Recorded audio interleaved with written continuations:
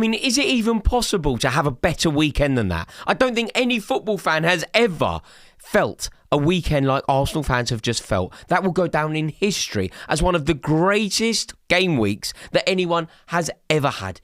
It literally doesn't exist. I've never known anyone have anything like that. Just imagine it. On Saturday, you're watching the reigning champions, and you must always respect the reigning champions. You're watching the reigning champions during the day, and they are losing 3-0 at home to Nottingham Forest. So you're an Arsenal fan, you think, okay, that's good news. You know, get Liverpool out of the way. One thing at a time, let's get rid of them. Then suddenly, the evening game starts. Manchester City get done at St James's Park. Now you've got a free hit. You think, right, lovely. That has gone really well. We've had a great day. Now let's capitalise tomorrow. Difficult game. We're playing Tottenham Hotspur at home. They are, in theory, our biggest rival.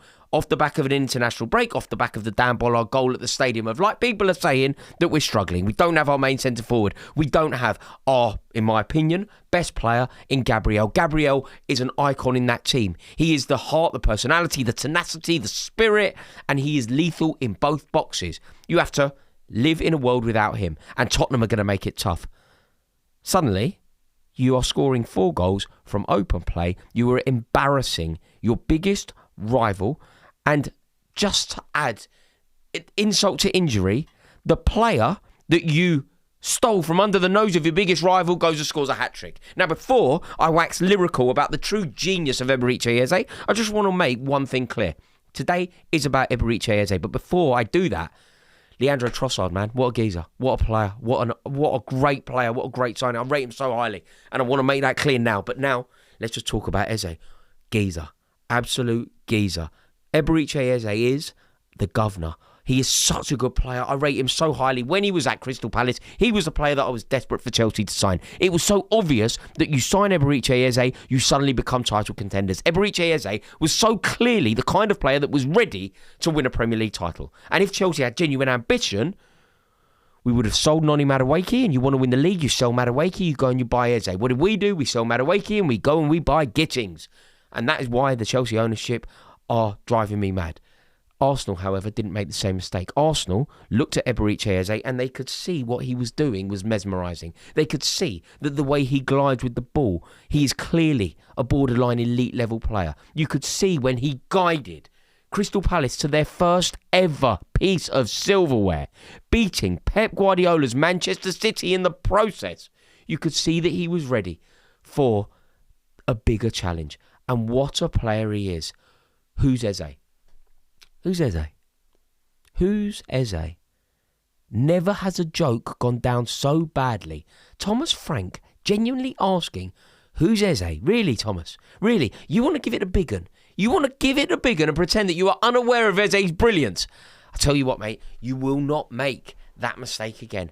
What a player. It was historic. He's a history maker, not just because he's the first player in an Arsenal shirt to score a hat-trick against Tottenham since 1978, not just because he is the first player to therefore do it in the Premier League era, not just because he makes us think of Alan Sunderland again, the last man to do it, but because I think that on some level he has won the league for Arsenal. I'm not saying it's over, but when the season is actually finished, you look back on a season and you're like, where did it happen? What was the defining moment of a season?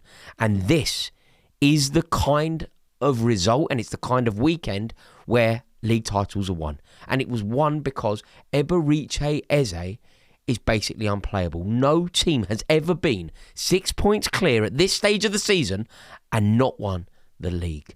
And Eberechi Eze today, he was just mesmerising. Like when he was at Crystal Palace, I can't say this about an Arsenal player, but when he was at Crystal Palace, he was my favourite player in a non-tribal way to watch. You know, Cole Palmer is my favourite aesthetically pleasing player. My second favourite player to watch when he was at Palace was Eberechi Eze. The way he would carry the ball, the way he would glide, the way he would evade challenges, the vision, the beauty with which he plays. Just think of today. It didn't even end in a goal. But one of his crowning moments today was that outrageously beautiful and deft flick through for Declan Rice's volley very, very early in the game. Vicario saved it, which is rare for him, but Vicario actually saved it. But that's Eberechi Eze. The variety, the skill, the vision. He can execute passes that some very good footballers cannot even see. Good footballers can't even see the pass that he is capable of playing. He sees the game in a different way. He plays on a different plane. Eberechi Eze is a masterful talent. He is an artist. He is an expressionist. And he is so good and so valuable and so capable of guiding teams. Any team. England, Arsenal, to top-tier silverware. In an era where mavericks don't exist, Eberechi Eze feels like that 1970s throwback maverick footballer. He is a joy to behold if he is doing it at a club that I would rather not succeed. But what a player he is.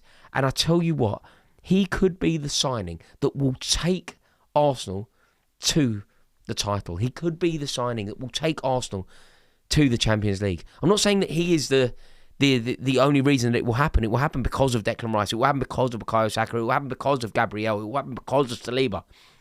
But it happens because of Eze, because every now and again you bring in a player that just changes things.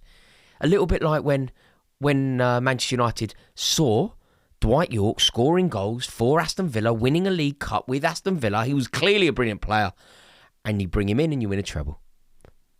It feels the same to me. And honestly, Eberechi Eze doing what he is doing, it's just no surprise to me at all. I think he's a great, and he would start for me for England. He would start for me for any team in the country. I think he is a truly, truly great player. Also, when you think about signings of the summer, you can make a valiant argument that Granit Xhaka is the signing of the summer. Of course you can. Granit Xhaka, if he keeps Sunderland up on some level, he is the signing of the summer. Brian Mbeumo has undoubtedly been excellent. Voltemada scoring goals. You've got Jack Grealish doing very well at Everton. But Eberechi Eze scoring a hat-trick, making history against the team that he nearly signed for, against, in theory at least, Arsenal's biggest rivals. This is a coming-of-age moment. He already scored a winner, didn't he, against his... It's just a class act. He's just such a good player. And Arsenal today were truly brilliant. Arsenal got everything that they deserved out of the game. And so did Tottenham, which was nothing. They were pitiful. Arsenal were ruthless. They were ambitious. They were keen. They were hungry. They were desperate to win. They were desperate to make a statement. They were desperate to win the league. They were desperate to win off the back of watching their rivals make a pig's ear of it yesterday.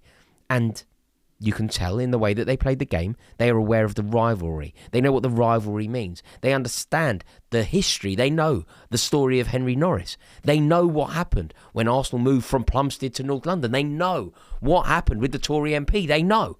Because that's the rivalry and it matters. Do you know who doesn't know? Anyone associated with Tottenham Hotspur. They were pitiful. They were a joke. They were an embarrassment. They were a farce. They were a parody. They were a bunch of utter buffoons. And I tell you what, they wound me up today, because for the first time maybe in my life, I watched the game and I watched it through a lens where I don't like Tottenham. I don't like Tottenham winning. They're our biggest rival. But I watched it and I was thinking, I don't want Arsenal to win the league, so I kind of need Tottenham to score goals. And I've never watched Tottenham through a lens where I want them to succeed. And I tell you what, they are frustrating and useless and rubbish. My God. I tell you what, do you know what really winds me up? Tottenham's entire identity is about their hostility to Arsenal. They despise Arsenal. They sing about Arsenal every week. They talk about Arsenal all the time. They will constantly bring up their rivalry. You ask a Tottenham fan what time it is, he'll say Arsenal. You ask a Tottenham fan the name of his wife, he'll say Arsenal. You ask a Tottenham fan where he's going on holiday, he will say Arsenal. He is obsessed with Arsenal. And apparently they hate them. Apparently they despise them. Apparently they focus and they genuinely have venom towards Arsenal.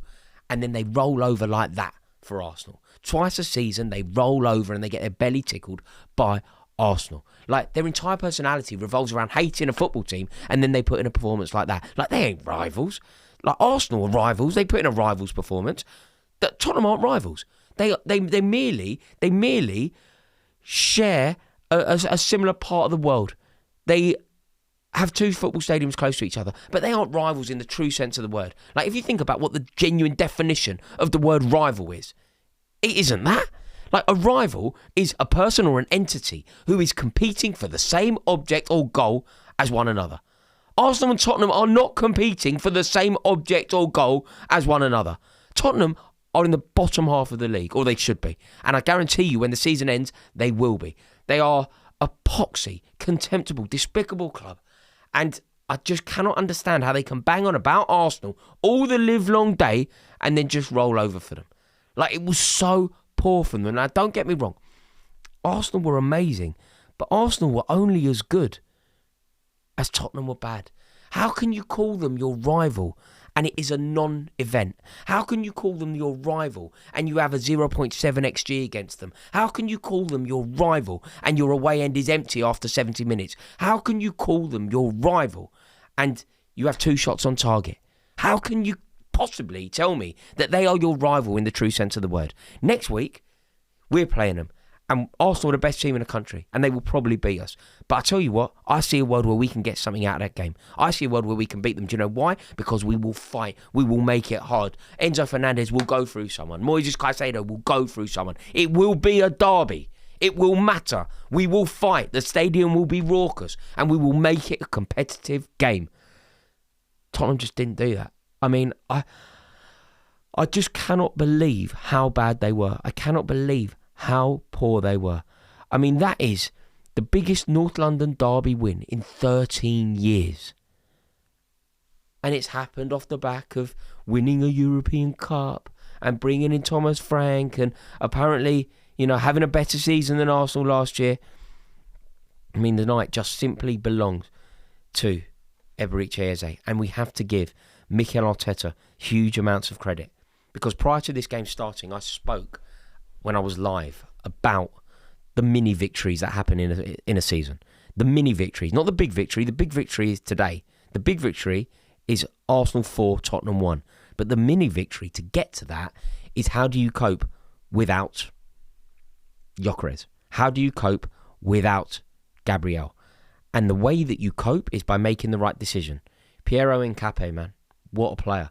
Mikel Arteta made that decision. Lots of people would have said Mosquera. Mikel Arteta made the correct decision.